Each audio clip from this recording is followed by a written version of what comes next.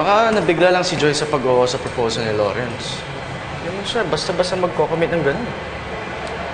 Kaya nga kinakabahan ako para kay Lawrence eh. Parang atat na atat siya magpakasal. Ganon din ba siya sa'yo? Ambisyosa? Love, kilala ko si Joyce. Hindi mo siya masamang tao. Oo, marami siyang gusto marating. Pero hindi mo siya yung tipo na tatapak na ibang tao para lang maabot yung ambisyon niya. Hindi mo talaga mapigilan na lang. Tuwing binabanggit ko si Joyce,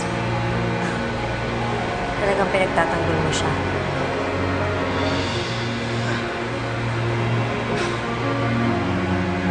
Parang makita kakampihan kung ikaw naman wala sa katwiran.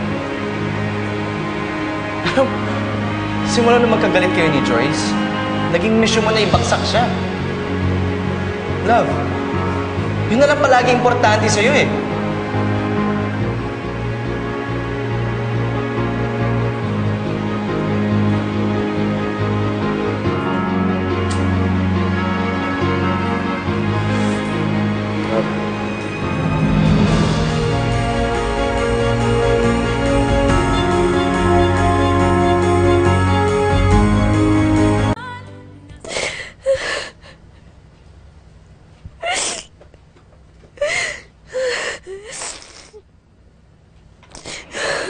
Ang kapatid ko naman yung nadadamay sa kamalasan niya.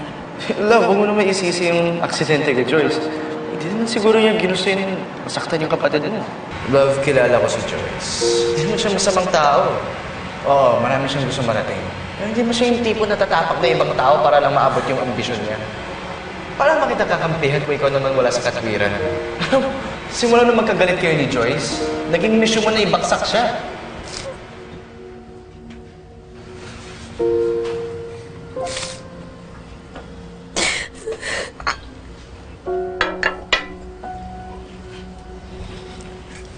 Sinabi na sa akin ni Leslie ang nangyari, anak.